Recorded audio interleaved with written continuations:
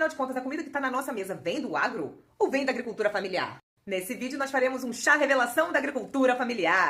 Brincadeiras à parte, eu pude perceber no vídeo da história do agro que muitas pessoas, incluindo agricultores, não sabem essa diferença, fazem confusão porque acham que quando a gente fala do agro, a gente está falando de todo mundo que trabalha com agropecuária no país. Só que não é bem assim. E pra você entender direitinho, a gente vai fazer aquela viagem básica ao passado, mas vai ser muito rápido, você nem vai se machucar, vem comigo, que é inclusive de graça. Na década de 70, o governo militar cria a Embrapa como uma alternativa à reforma agrária. Ao invés de brigar com a galera que tinha milhares de hectares que ganharam do seu tataravô, eles decidiram montar esse órgão que ia modernizar na onda da Revolução Verde e fazer a gente produzir muito aqui no país. Foi feito um trabalho de pesquisa muito legal. Inclusive, desenvolveram sementes de trigo que brotavam no cerrado, que antes era um lugar que não tinha nada. Fizeram pesquisas sobre fertilizantes defensivos, desenvolveram uma soja muito maneira. Tudo isso incentivando essa galera, incentivando. Toma aqui uma linha de crédito pra você comprar máquina, porque a gente tá participando da Revolução Verde. Então vem umas máquinas dos Estados Unidos, umas máquinas maneiras, modernas, que te ajudam a colher. Toma aqui esse incentivo, você vai me pagar em 500 vezes sem juros, sem acréscimo. Ou seja, aqueles grandes senhores de terra que estavam decadentes, que já não tinham mais R$1, voltaram a ter aquela dignidade de aparecer de nariz em pé por aí. E de pagar os estudos de seus filhos, pra virar político, pra ir lá e lutar por eles. Tudo bem, estão no direito deles. Só que, como eu já falei pra vocês, eles só visavam o lucro. E quando a gente só visa o lucro, nada mais importa. Eu sou um grande latifundiário, então eu tenho milhares de hectares aqui. Eu planto soja, eu crio gado. Só que do meu ladinho ali tem uma terrinha, que é até pequena, mas tem um rio nessa terrinha. Na minha terra não tem um rio, e meu gato precisa beber água. Os donos daquela terrinha ali, dane-se eles. Eu quero aquela terra, meu gato tem que passar, eu trago mais dinheiro. Tenho conhecidos lá, nas bancadas que votam. Eu quero aquela terra pra mim. Ali tem uma aldeia indígena. Esses índios selvagens não servem pra nada. Vou falar com o meu conhecido aqui, vamos tirar aqueles índios dali, por favor, que eu preciso daquela terra pra fazer pasto.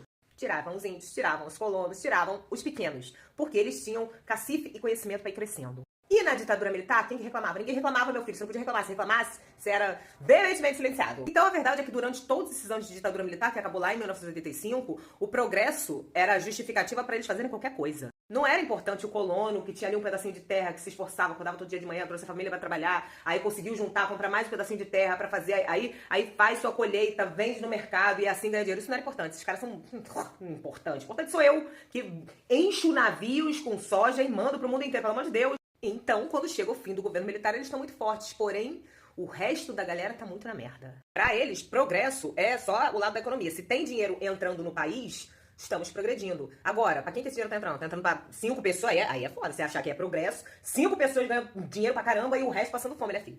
Tem que relativizar esse progresso aí. A gente chega nos anos 80 num estado aqui que dava pena. E durante todo esse tempo eles estavam focados nas exportações deles, só a galerinha lá de cima, só as panelinhas super ricas, e aqui embaixo a gente na merda. Então, nos anos 80, tipo, era uma inflação que se você fosse no supermercado hoje e tivesse a carne R$10 o quilo, você ia amanhã, tava R$25, era uma loucura. É interessante você perceber que de tempos em tempos acontece isso na história da humanidade. A galera está na merda, massacrada por um governo que eles até respeitavam, mas que eles estão vendo que tá fazendo uma merda atrás da outra, então começam a acontecer pequenas revoluções. Surge o MST, surgem as greves operárias no ABC Paulista. É a galera falando, pô, meu filho, vocês só estão pensando em vocês estão aí cheios de dinheiro pra você, não faz a menor diferença se você vai chegar hoje no supermercado, vai estar tudo o triplo do preço, porque não faz diferença no bolso de vocês, pra gente faz. Vocês estão tirando nossos direitos, a gente não pode plantar, tem cada vez mais gente na rua. Porra, cara, pelo amor de Deus.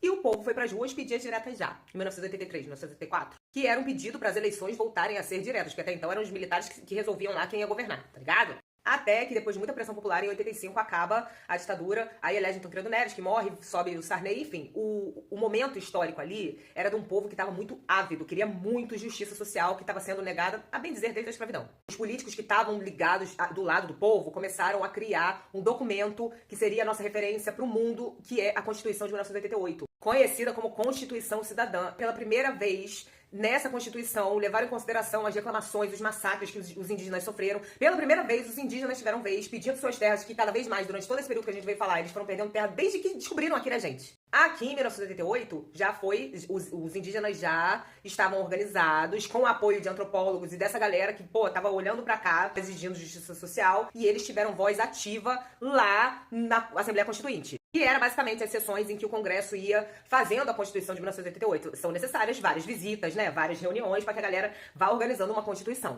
Havendo, inclusive, esse momento histórico aqui, com a presença de um indígena lá na frente, pintando o rosto com genipapo. Isso aqui rodou o mundo, e foi a primeira vez que os indígenas começaram a ter voz ativa aqui dentro, exigindo demarcação de terras e o caramba. Vale dizer que Ulisses Guimarães, que foi um grande articulador dessa Constituição e que lutou muito pela justiça social, morreu num acidente de helicóptero super misterioso lá da cidade de onde eu vim, que é Angra dos Reis. Eu lembro muito desse período quando eu era pequena. Como sempre na história, quem tá tentando lutar por justiça social, morre.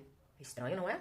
Fato aqui, foi aqui, nessa Constituição de 1988, que a galera começou a falar em função social da terra. Começou a reconhecer os direitos e a necessidade de proteção dos povos indígenas, dos povos quilombolas. Reconheceu o direito à organização e a necessidade de organizar os trabalhadores rurais, que reconheceu-se a necessidade de uma reforma agrária urgente nesse país. Acontece que os grandes latifundiários continuavam sendo muito poderosos, afinal, os filhos de quem que são políticos, os filhos de quem tiveram dinheiro para estudar lá fora, voltar, cheio de parará, pereré, quem que bota dinheiro, muito dinheiro para eleger político?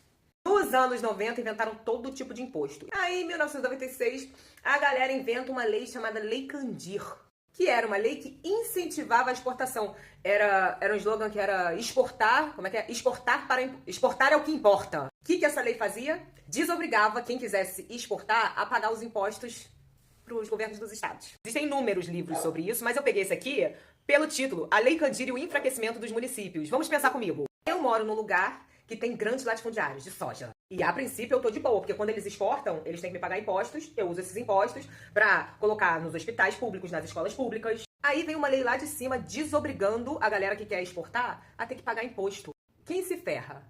Pensa comigo. Acertou quem falou a gente. Por quê? Porque isso tira dinheiro da gente, deixa o dinheiro no bolso de quem? De quem? Fala pra mim. Aí a galera começou a brigar por esse dinheiro de volta, porque não é possível que você vai botar todo o dinheiro no bolso desses caras pra exportar e os caras não precisam pagar um centavo pra gente. O que acontece? Os caras crescem. Claro, tem linha de crédito, tem Lei Candir, que já foi atualizada um monte de vezes, tá? Só tô te dando, assim, um resumão. Claro que os caras vão crescer. Mas, como a política é uma eterna luta pelos interesses de um lado e de outro, naquele mesmo ano, os movimentos sociais e os políticos que realmente estavam lutando por algum tipo de justiça social conseguiram aprovar o PRONAF, Programa Nacional de Fortalecimento da Agricultura Familiar. É aqui que está a divisão entre o grande agro e o agricultor familiar. O PRONAF foi o primeiro programa governamental a reconhecer o agricultor familiar e tentar beneficiá-lo com linhas de crédito, assistência técnica, sabe? Políticas específicas para um grupo que fica sendo suprimido pela galera do grande dinheirão, que é o grande agro. Então, nesse momento, se estabelece ali, que depois vai ser de 2006, a lei específica para isso vai vir em 2006, mas desde 1996 vai começar a se delimitar o que é agricultura familiar e o que é o grande agro. E a agricultura familiar passou a ser reconhecida como diversificada, ou seja, não pode ser monocultura, um campo gigante de uma coisa só, voltada para o mercado interno. O agro exporta, a agricultura familiar produz pra gente aqui dentro. Enquanto isso, as características do grande agro são totalmente opostas. São grandes latifúndios de monocultura, voltadas para a exportação, associados aos grandes grupos internacionais, Cargill, Bunge, como é que pronuncia isso? Uso intensivo de máquinas agrícolas, agrotóxicos e fertilizantes. Você tá entendendo? Só que essa luta é meio que eterna. Porque o grande agro, ele quer o direito às terrinhas lá perto dos rios, às terrinhas dos índios. Em 2003 é criado o Ministério de Desenvolvimento Agrário para ficar responsável justamente pelo agro e o agricultor familiar. E em 2006 vem a Lei da Agricultura Familiar, determinando o que é o agricultor familiar. Não é só o carinha que planta guando na cerca, entendeu? O agricultor familiar, ele pode ser uma empresa familiar, ele pode ser até grande. O tamanho dos módulos fiscais depende de estado para estado, portanto você pode ter uma fazenda enorme, dependendo do estado, esses módulos são maiores ou menores. Essa lei foi sendo atualizada, e eu acho que a última atualização é de 2024. Dependendo de quem está no governo, eles vão tentar ajudar mais o agricultor familiar ou o agro, que não precisa ser ajudado. Teoricamente não precisaria ser ajudado. Na prática a gente sabe que se não for ajudado, cai, que nem estava antes dos anos 70. A partir de 2010, o governo vai lançar alguns programas para ajudar o agricultor familiar. Vai começar a fazer os esquemas para que as escolas comprem da agricultura familiar. Então, as escolas são alimentadas pelos agricultores familiares. Então, quando a gente está falando do grande agro, a gente não está falando de você, colono, o filho de colono, o neto de colono.